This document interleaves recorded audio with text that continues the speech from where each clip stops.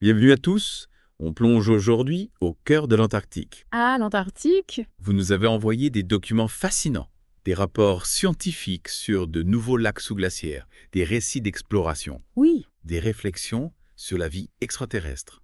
Tout est lié à ce continent, prêt pour une aventure glaciale. absolument. C'est incroyable la variété des sources qu'on a reçues. L'Antarctique, c'est bien plus qu'un paysage gelé, un carrefour de mystères scientifiques et d'histoire. Exactement. On a souvent cette image d'un désert de glace, mais c'est tellement réducteur. Ah oui? L'Antarctique est techniquement un désert, Ah bon? malgré toute cette glace. C'est vrai. C'est un paradoxe qui montre bien la complexité de l'Antarctique. Sous la glace, il y a des volcans actifs, des montagnes et même des lacs d'eau liquide sous des kilomètres de glace. Incroyable, non? Ces lacs sous-glaciaires, c'est une découverte qui m'a vraiment captivé. La NASA en a détecté de nouveaux grâce à des satellites. Oui, les satellites comme ISAT et Cryosat ont révolutionné notre compréhension de l'Antarctique. Ils analysent les variations de l'épaisseur de la glace et on peut repérer ces lacs cachés. Et ce qui est fascinant, c'est qu'ils ne sont pas isolés. Ils sont reliés par un réseau de canaux sous la glace. Ah oui. L'eau circule. On a un véritable écosystème sous-glaciaire, potentiellement riche en formes de vie inconnues. Absolument. L'étude de ces lacs sous-glaciaires est capitale. D'abord pour la compréhension du changement climatique. Cette circulation d'eau a un impact direct sur l'élévation du niveau de la mer, C'est vrai? et donc sur l'avenir des zones côtières partout dans le monde. Et puis il y a cette question de la vie dans des environnements extrêmes. On a déjà découvert des bactéries dans un lac sous-glaciaire. Imaginez ce qu'on pourrait trouver dans ces nouveaux lacs. C'est un domaine de recherche passionnant. Ces lacs pourraient nous donner des indices sur la possibilité de vie sur d'autres planètes, comme Mars. Les conditions? Obscurité totale, froid intense, pression élevée, similaires à celles qu'on retrouve sous la surface martienne. Incroyable. On parle d'une quête de vie extraterrestre, ici sur Terre. En quelque sorte, oui. L'Antarctique devient un laboratoire pour repousser les frontières de la vie telle qu'on la connaît. Et pendant qu'on explore les profondeurs, en surface, il se passe des choses spectaculaires. Parlons de l'iceberg A76, le plus grand actuellement en mouvement. Sa taille est difficile à imaginer, plus grand que la Manche. Imaginez un bloc de glace de la taille de la Corse se détachant du continent et dérivant dans l'océan. C'est le résultat d'un processus naturel, le vélage, où des fragments de glace se séparent des plateformes glaciaires. Et quel est le destin d'un tel géant?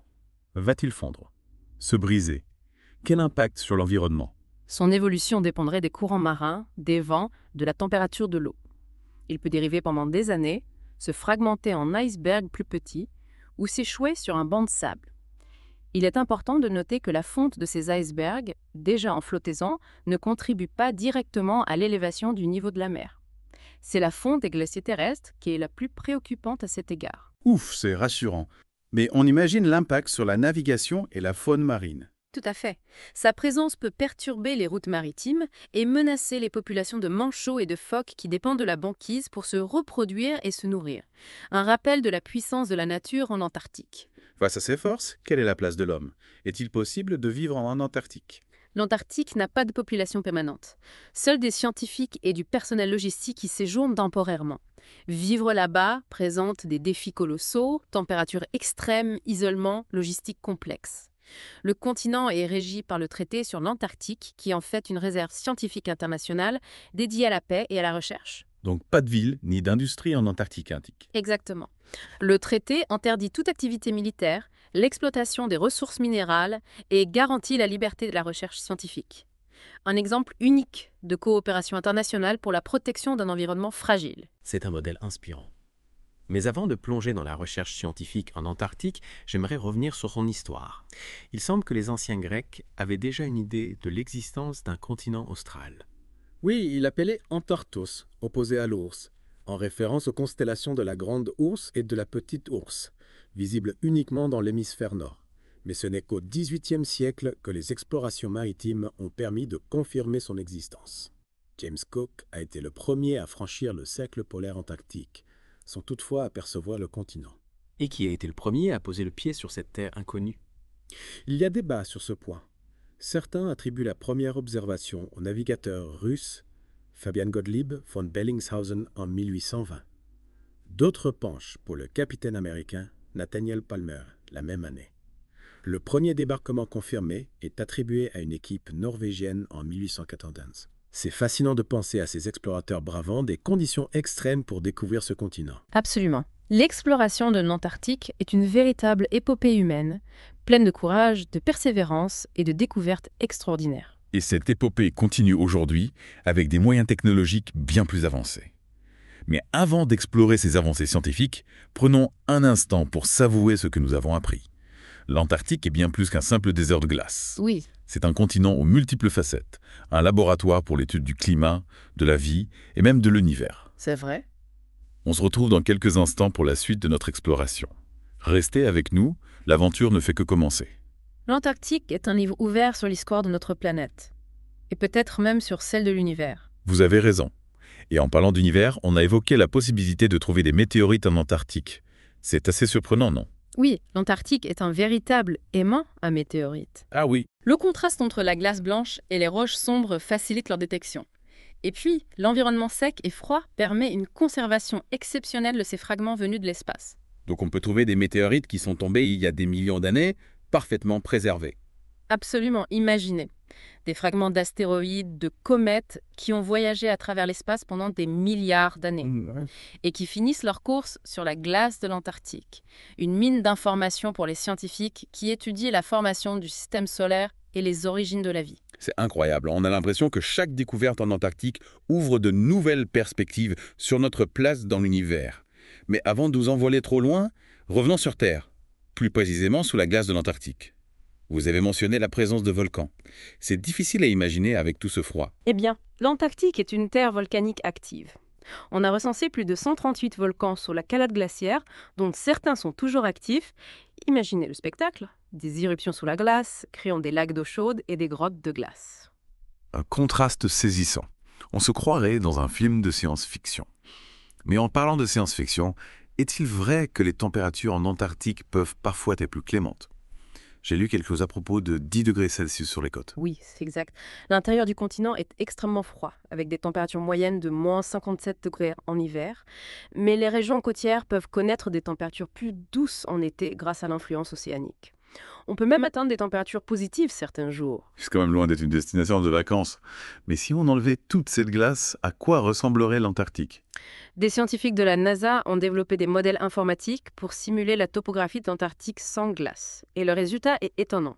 On découvre un paysage montagneux, avec des vallées profondes, des plaines ondulées, des fjords spectaculaires, un continent totalement différent de l'image qu'on en a. C'est comme découvrir un nouveau monde. Mais on a déjà tellement parlé de la surface et du dessous de la glace.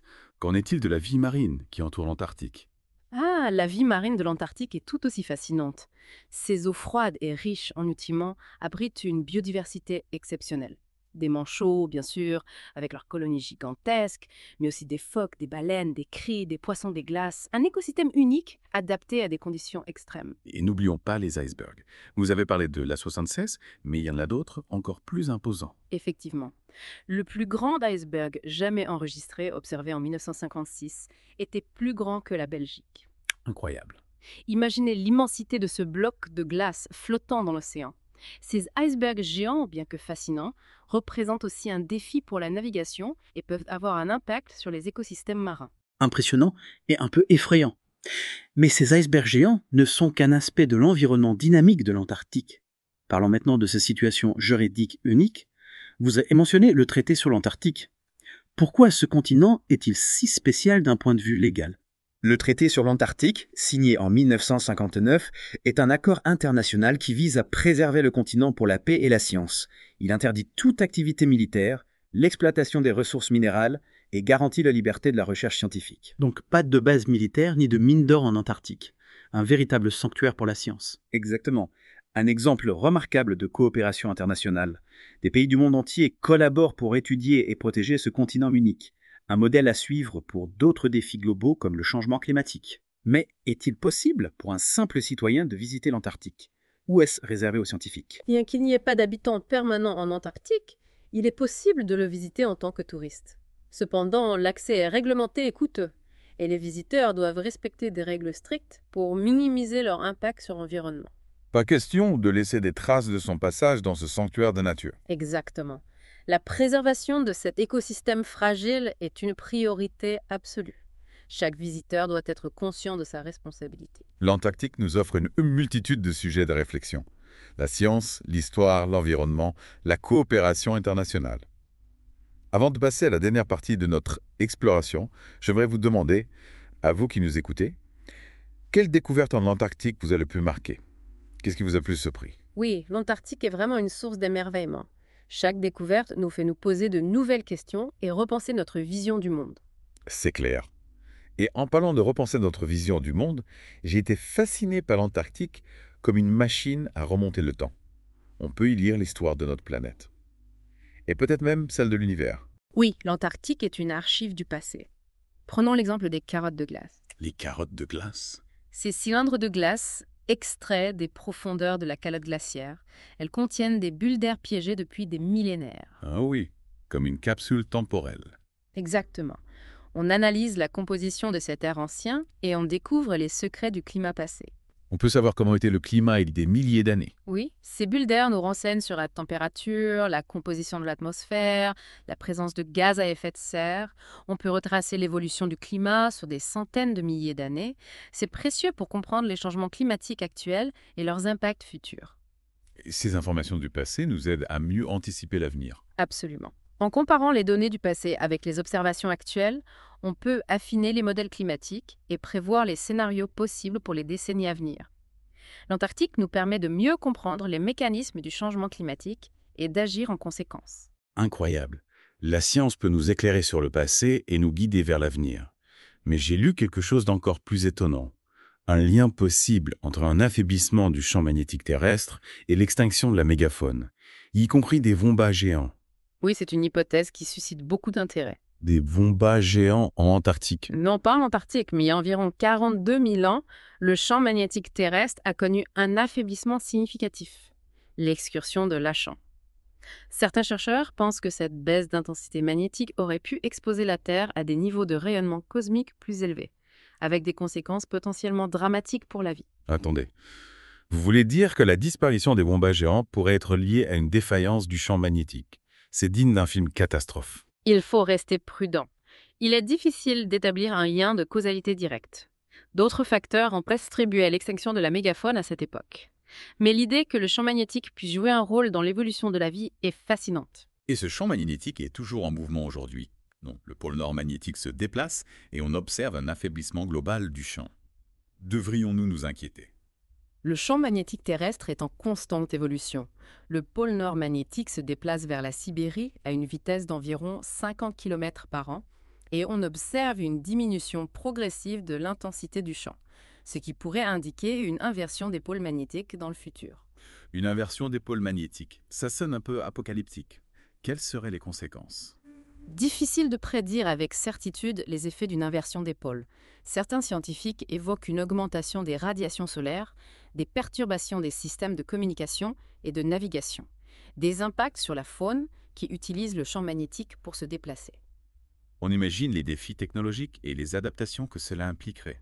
Oui, une inversion des pôles serait un événement majeur. Mais il est important de souligner que ce phénomène s'est déjà produit plusieurs fois dans l'histoire de la Terre, sans conséquences cataclysmiques. C'est rassurant de savoir que la vie a survécu à ces bouleversements magnétiques. Mais cela souligne aussi l'importance de la recherche scientifique pour comprendre ces phénomènes et anticiper leurs effets. Tout à fait. L'étude du champ magnétique terrestre est essentielle pour notre compréhension du fonctionnement de la planète, des interactions entre le Soleil et la Terre. L'Antarctique, avec ses stations de recherche et ses données uniques, joue un rôle crucial dans ces recherches. L'Antarctique est décidément un continent aux multiples facettes, un lieu d'exploration, de recherche, de découverte, mais aussi des réflexions sur l'avenir de notre planète.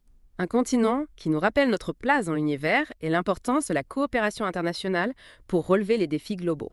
Merci de nous avoir accompagnés dans cette plongée au cœur des mystères de l'Antarctique. J'espère que vous avez apprécié le voyage. Le plaisir était partagé. N'oubliez pas, la découverte ne s'arrête jamais. Continuez à explorer, à vous questionner et à vous émerveiller du monde qui nous entoure.